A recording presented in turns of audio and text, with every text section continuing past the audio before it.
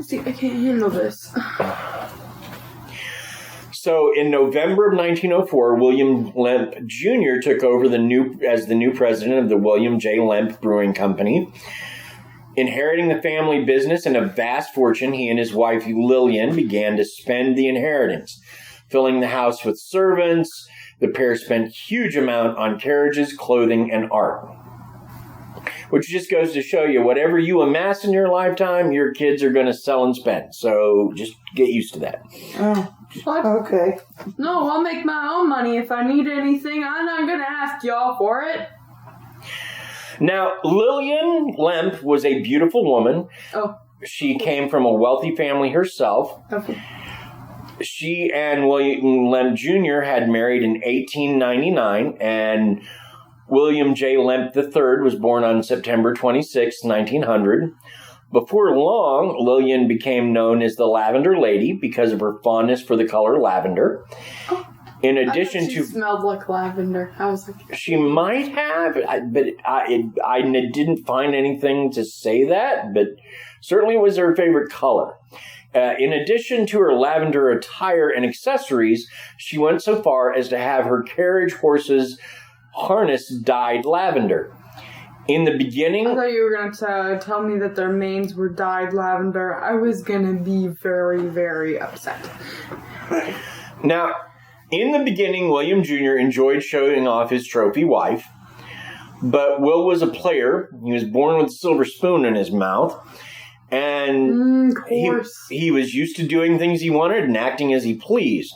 So he began to have affair after affairs after affairs, and he began to get very tired of his beautiful wife. He demanded that she must spend her time shopping. He allotted her $1,000 a day. Mind you, this is 1900. Wow. Sign me up. I'll dump your butt and make you jealous. In the modern parlance, I'm not even sure what that would be. 1900, $1,000 a day?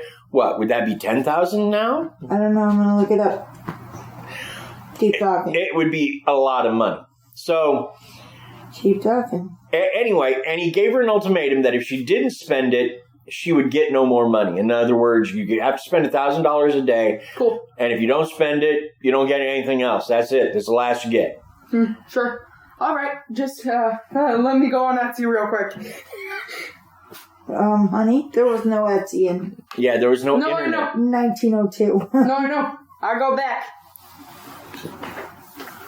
I go to the store. In the meantime, Will was busy running the brewery during the day and pursuing all manner of decadent activities during the night. Oh my goodness. He held lavish parties in the caves below the mansion. He would bring in numerous prostitutes for entertainment. Enjoying the swimming pool, the bowling alley, and the free-flowing beer, his friends who attended these lavish events were known to enjoy a high time in the earth below. And y'all get mad at me because I have a brownie now and then. Oh, wait, you weren't joking? That was... okay. Go on then. Will's shenanigans caught up with him when he sired a son with a woman other than his wife. Today, there is no official documentation that this boy existed. However, the rumors that this boy was hidden in the mansion attic for his entire life have been prevalent over the years. I hope karma takes your... According to St. Louis historian Joe Gibbons, he interviewed a former nanny and a chauffeur who worked in the mansion long ago. Both of them verified and was housed in the attic quarters that also housed the servants' rooms. Spawned from Will's philandering with either one of the many prostitutes or a mansion servant, the boy was born with Down syndrome. A total embarrassment to the family, the boy was hidden away from the world in order to cloak Lemp's quote-unquote shame. Known today as the monkey face boy, this unfortunate soul continues to show his presence at the Lemp Mansion. It's one of the most common ghosts you'll see. I can't. No. I can't imagine pigeonholing someone just because they had the Okay. He was terrible. He was an awful, horrible, horrible person. But $1,000 a day would be $30,300 a day in money in this. So just going back to that. Okay, if anybody wants to give me $1,000 a day and insist, or I'm sorry, $30,300 a day, and insist I spend it, it would be rough, but I think I could manage it. Absolutely. I could have that spent by noon every day. Happily take it on. Absolutely. Make me look rich, baby, then I dump your butt. Finally, William Jr. tired of his trophy wife and filed for divorce in 1908. Yeah, I don't like William Jr. very much. Can I just say that? You do? She deserves way better than you.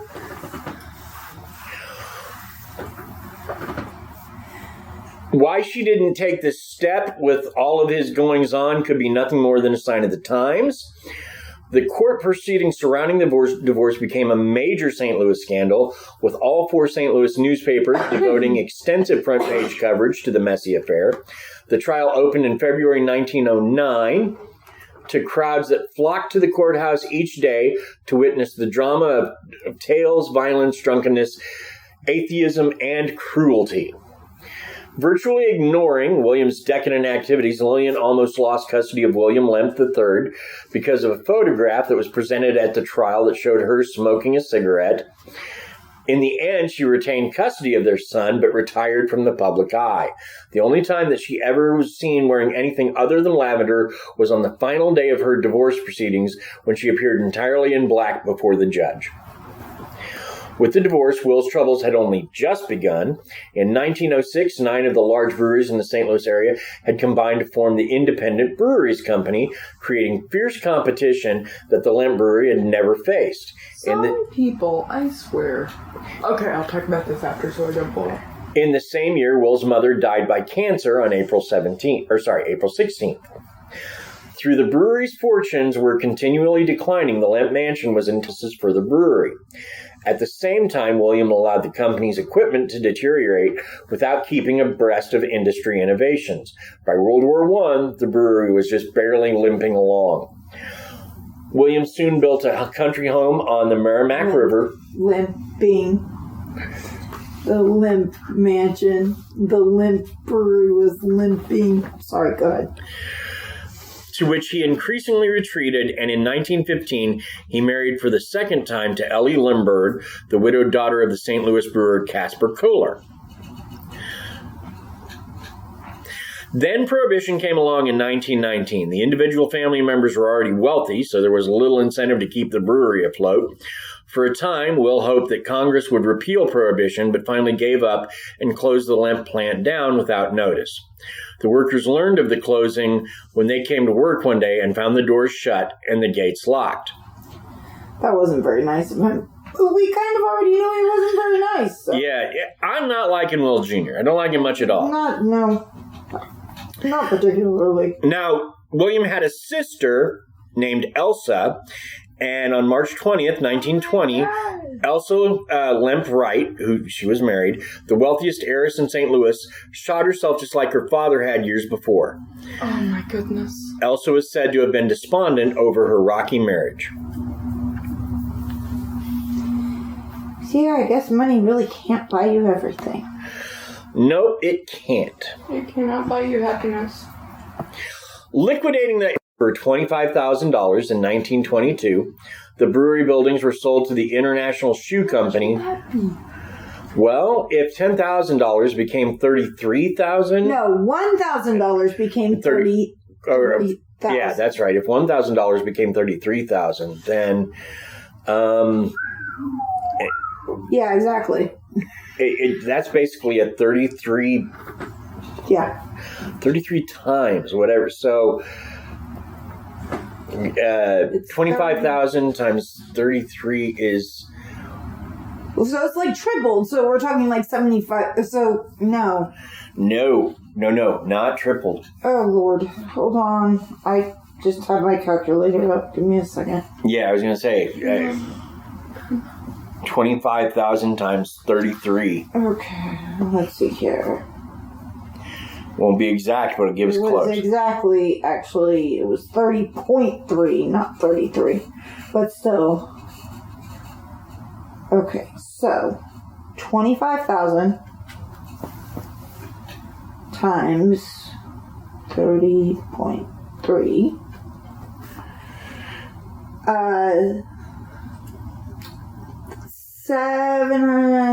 757,500. So almost, fairly, within 250. Quarters of a million. Yeah, $750,000. Little over $750,000. Oh, goodness.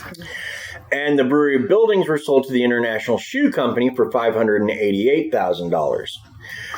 A fraction of its estimated worth of Do I $7 need to do million. that math too? No. No, I already know it's way too much. It's crazy. After the end of the Lemp brewery, shunning public life and often complaining of ill health. On December 29th, 1922, William shot himself in the heart with a .38 caliber revolver in the very same building where on the main level of the mansion, just inside the entrance to the left. At the time of his death, this room served as his office. He was interred in the family mausoleum at Bellefontaine Cemetery in the crypt just above his sister Elsa. William's brothers, Charles and Edwin, had long ago left the family business, so with William Jr. gone, it seemed that the Lemp empire had finally ended. Edwin had entered into a life of seclusion at his estate in Kirkwood, Missouri. In 1911, Charles had never been involved in the brewery and had chosen to work in the banking and real estate fields instead. In 1943, yet another tragedy occurred when William Lemp III died of a heart attack at the age of 42. Brother Charles eventually remodeled the mansion. At least he's at least a little older than the rest of them. Brother Charles eventually remodeled the mansion back into a residence and lived in the house along with two servants and the illegitimate child of his brother William. Charles, too, became an odd figure as he grew older, developing a morbid fear of germs. His obsessive-compulsive behavior included wearing gloves at all times to avoid bacteria and constantly washing his hands. It was during this time that William's illegitimate child, now in his 30s, died at the mansion. He was buried on the Lemp Cemetery plot with only a small flat marker with the word Lemp.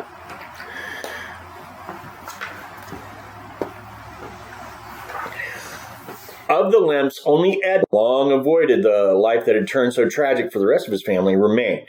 He was known as a quiet, reclusive man who walked away from the Lemp Brewery in 1913 to live a peaceful life on a secluded estate in Kirkwood, Missouri. Edwin passed away quietly of natural causes at the age of 90 in 1970. According to Edwin's last wishes, his butler burned all of the paintings that the Lemps had collected throughout his life, as well as priceless Lemp family documents and artifacts. The irreplaceable pieces of history vanished in the smoke of a blazing bonfire. Mm-hmm. The Lemp family died out with him, and the family's resting place can now be found in beautiful Bellefontaine Cemetery. So, that's the Lemp family. That's the Lemp family, their history here in America. I have no idea what they did before Johann came over in 1838. But that's the Lemp family. Now, the next thing we need to talk about is the mansion, what became of it, and then the haunting. But before we get to that, I say we take a moment And hear a word from our sponsors? So, take it away, sponsors!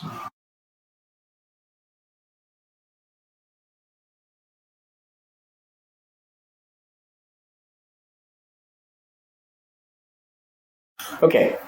Oh my goodness. That wasn't long. Now, so we talked about the family.